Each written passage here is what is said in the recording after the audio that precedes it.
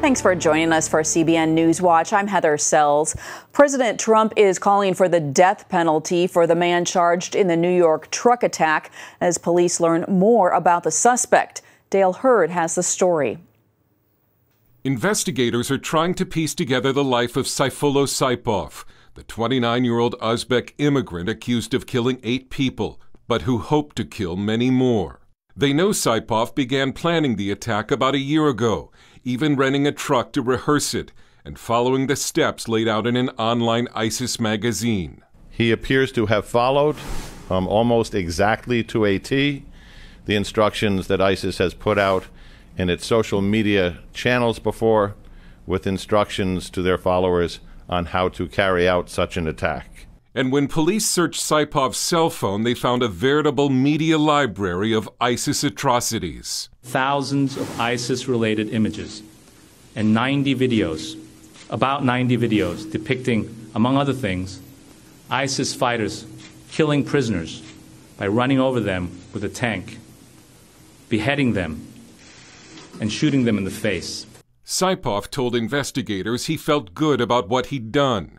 Overnight, President Trump made his feelings about the suspect very clear, tweeting, "NYC terrorist was happy as he asked to hang ISIS flag in his hotel room," adding, "should get death penalty." Have to come up with punishment that's far quicker and far greater than the punishment these animals are getting right now. Because what we have right now is a joke, and it's a laughing stock. The 8 who were killed included 5 high school friends from Argentina. The men were visiting New York City to celebrate their 30th high school graduation, taking a bike ride together. And Ann-Lara Dukat from Staden, Sweden, a 31-year-old mother of 2 young sons. And 2 young American men also victims. 23-year-old Nicholas Cleaves and Darren Drake from New Milford, New Jersey, his family heartbroken. He was born 3 blocks away from where we just identified the body. It was one of those wonderful father-son relationships a person could have. Saipov had wanted to carry his attack to the Brooklyn Bridge, hoping he could hit pedestrians there. But now his fate is in the hands of the federal court system, and he could face the death penalty. Dale Hurd, CBN News. President Trump also wants more scrutiny of foreign nationals entering the U.S. following the truck attack. CBN's national security correspondent Eric Rosales takes a closer look at what that vetting could mean. President Donald Trump plans to terminate the diversity visa lottery program, a program that 29-year-old Sayfullo Saipov used to enter the United States from Uzbekistan. That program also allowed for chain migration, which the suspect used to bring 23 of his relatives to this country. We want to immediately work with Congress on the diversity lottery program, on terminating it, getting rid of it. We want a merit-based program where people come into our country based on merit.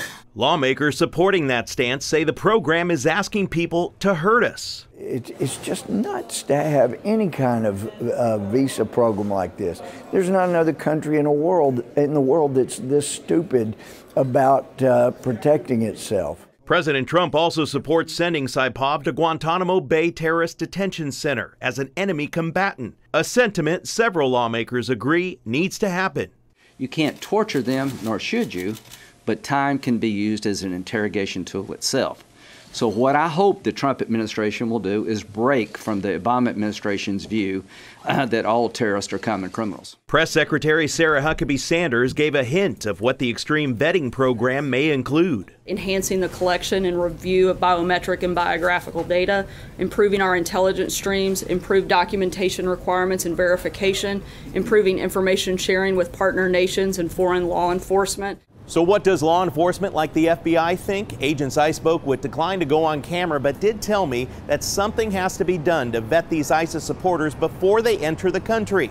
Agents say that there's simply not enough of them to go after these potential lone wolves 24 hours a day, 7 days a week. Eric Rosales, CBN News, Washington. Big media executives from Facebook, Twitter, and Google now say Russia did use their platforms in the 2016 election. This is just one image used that was shown in the Senate intelligence hearings this week. A Russian-backed group posted it on Facebook last year. Senator Mark Warner showed it as evidence of how Russia used social media posts on hot-button topics to sow divisiveness and spread propaganda. It's not clear what steps Congress will take now. Advertising regulations for social media are one possibility. Well, after postponing the release of the long-awaited tax plan, Republicans say they are finally unveiling their tax reform bill today. Abigail Robertson brings us the story from Capitol Hill. It's important we get this launch right, and so we're putting the final touches on our proposal. McMorris Rodgers traveled cross-country this month, speaking with Americans about the benefits of a simple tax plan. Tax reform is very complicated. You know, there's now more than 4 million words in our tax code. It's longer than the Bible, right? Without the good news. And I think it's very important that our members stay focused on the overall goal of providing tax relief to individuals and families and businesses so that everyone can reach their full potential. Republican Congressman Lamar Smith, a House member since 1987, is ecstatic his party might finally accomplish a major tax overhaul. It's going to be a tax simplification, only 3 or 4 levels of income. You're going to literally 80% of the American people are going to be able to fill out their income taxes on the back of a postcard. The popular deductions like home mortgage interest rates and charitable contributions are going to continue. There's going to be a doubling of the child tax credit. So if you have children, you're going to see that doubled. So there's a lot of positive things in it. Another score Republicans hope to make through the tax bill: repealing the Johnson Amendment. I'm excited about the Johnson Amendment being put in there that will address the rights of churches and nonprofits to be able to speak without threat of losing their tax-exempt status. Congressman Heiss says GOP leaders on the Hill and President Trump are united in wanting to end the law and seeing the tax plan move forward. I think the American people are, we're going to see the economic engine of America boom if we're able to get this over the finish line. Once the bill is introduced, the debating begins.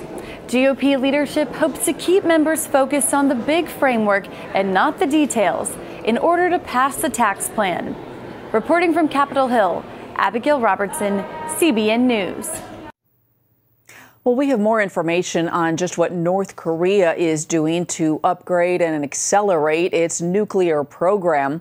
A U.S. official has told CNN that North Korea is working on an advanced version of its current KN-20 intercontinental ballistic missile. That missile could potentially reach the U.S.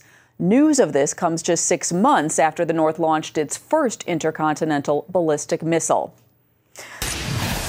Coming up, an Obamacare horror story. See how this man got hooked on painkillers because his insurance company was too cheap to pay for surgery.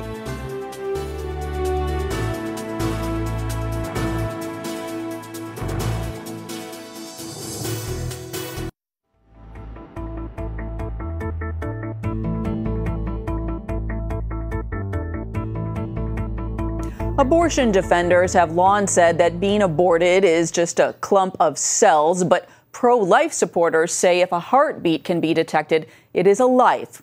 As Paul Strand reports, a bill in Congress would make that heartbeat the standard for outlawing an abortion. The sound of a heartbeat is evidence of life. That's why the House of Representatives held its first hearing Wednesday on a bill that would make that the law when a baby can no longer be aborted. Its heartbeat can be detected. 7 out of 10 Americans back this Heartbeat Protection Act. That's 86% of Republicans, 61% of independents, and yes, even a Democrat majority by 55%. I think we have a nearly universal consensus in America, and wherever you sit on the political spectrum, that human life is sacred. And this human life is not a blob of tissue. It's not chattel. It's a human life. This bill makes that self-evident. We will be giving life to those who cannot speak for themselves. People talk about we need to protect the innocent, those that can't help themselves. There is nobody more innocent than an unborn child. Because abortion takes the life of a child, and because every fourth little baby in America is a victim of it, then those of us standing here under the sunlight of freedom and in the front of the seat of freedom of the whole world are living in the midst of the greatest human genocide in the history of humanity. One motto of the pro-life movement has long been, abortion stops a beating heart. The Heartbeat Protection Act would flip that. Then it would be, a beating heart stops abortion. Paul Strand, CBN News, Capitol Hill. Open enrollment begins this week for Obamacare, and that means that people can sign up for insurance from now until December 15th. But Obamacare still has deep problems, and even though the cost of the premiums keeps going up, many patients still aren't getting the care that they need. Lori Johnson brings us a story of one man who found that out the hard way. Years working as a contractor took a toll on Joe Cato. So did lugging equipment for his worship band. I was working really hard, doing a handful of different jobs, and one day I couldn't get out of bed. Debilitating back pain forced him to quit seminary, give up coaching Little League, and basically stop working. No income means he, his wife Becky, and their 4 kids may lose their home. It has just been a nightmare and a headache at every turn. Joe's doctor told him surgery called radiofrequency ablation would put him back to work. Being self-employed, Joe purchased health insurance through Obamacare. All seemed well until the insurance company dropped out of the program. We were with Aetna. We had had Aetna only for a year. We had been under Coventry the year before, and every year in the policy, someone else backs out, so you have to find a new insurer. Unfortunately, his new insurance company refuses to pay for Joe's surgery. Here in North Carolina, people on Obamacare have no choice anymore. Now there's only one insurer left on the exchange, and what they say goes because there's really nothing the customer can do about it. Healthcare policy expert Betsy McCoy says it's not just a North Carolina problem. That's true in at least a third of the counties in the United States because Obamacare, this law, the Affordable Care Act, is in a death spiral. And by that I mean that the insurers are fleeing because they can't make money. They've lost about $3 billion a year industry-wide trying to sell these unpopular plans, and so they're leaving. Although Joe's new insurance company won't cover his surgery, it will pay for pills to treat his back pain.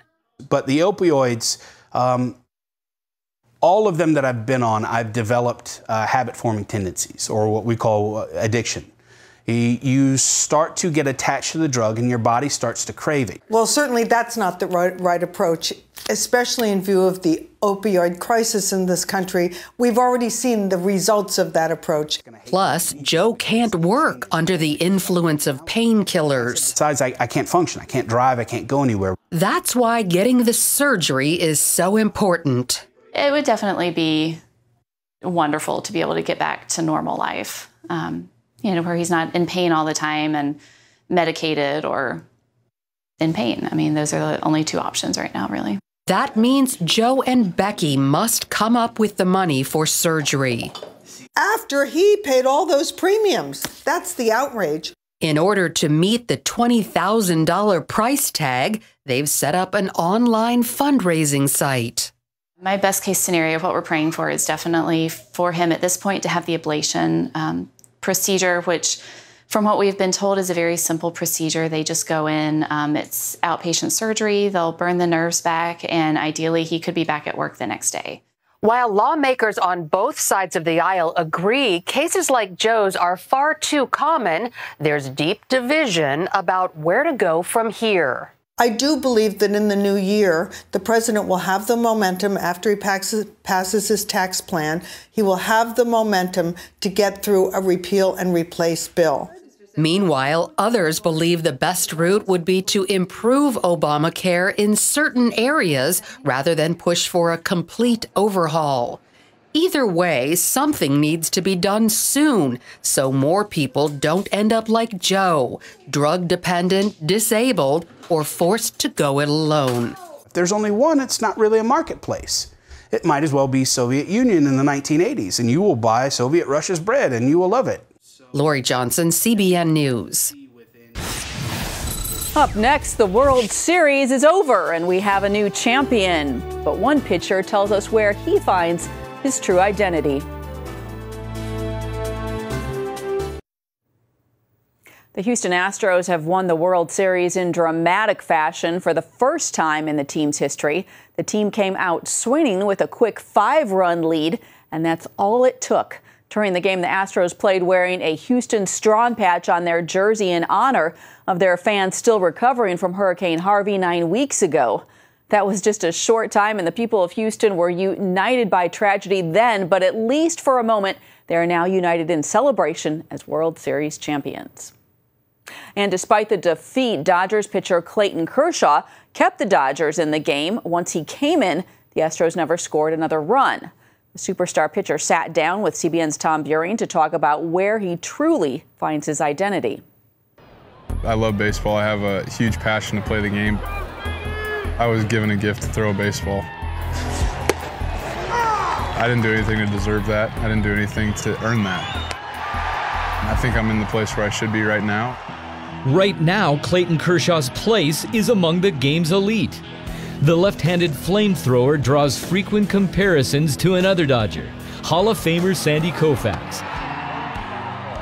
Best practical advice Sandy Koufax has given to you? Compete. Just that word, compete. He was so good at it. When you get on that mound, your mechanics, your pitches, it's just about competing and getting that batter out, and that's really all that matters. To compete, Clayton started throwing with better control of his pitches. The dramatic improvement in Banner's season earned him a new contract extension. Poise and maturity have accelerated his development, but it's that integrity that's catching league-wide attention. You judge a player, think about his character. And with that young man, the character is great, and his ability is great. And that's something special. It's just Lord be with me. Winning and losing isn't the most important thing. He's not worried about the outcome of the game. He's worried about how I reflect him and how I'm pitching. I think every time you pitch and every time you go on that mound, you have to understand that it's for him. When you go pitch to pitch, batter to batter, inning to inning, where do you find your value? Where do you find your worth?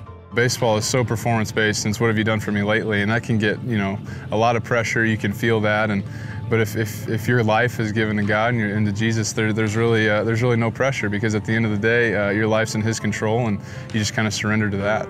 It anchored his quick learning curve at a young age, adjusting to the demands of pro baseball as an 18-year-old, and then playing to major league expectations at 20. He found practical help when releasing the daily challenges of his new career. I was worried about so many different things, anxious about so many different things, and saying, God's only there when I really need Him. But, He's in control of everything, and that's a hard picture for us to grasp, but He's in every aspect of our life, and sooner or later He'll get in there. It's just a matter of time. It was just a matter of time before Clayton married his junior high sweetheart, Ellen. Their marriage has also fused a mission of compassion that's become life-changing. Amazing how far a little dirt can go, and in Clayton's case, it combines two of his worlds. The one right here that's quickly emerging as his platform, and the other as a reminder, a half a world away on the back dirt roads in Africa. Where Clayton has come alongside Ellen's work with orphans in Zambia. The couple detail their trips in their book, Arise. Clayton's donating $100 for every strikeout he throws this season. Strikeout number 11. Talk about put a ribbon on the package. He gave me baseball, he gave for Africa, and so when I go over there with her, I just see her in her element, and it's given me just a huge perspective on life. And you go over there and you see the kids, and you see how joyful the people are over there. Two dirts, one passion, but it's pretty special. The Dodgers pitching ace calls baseball a stage, giving him room to make a meaningful pitch.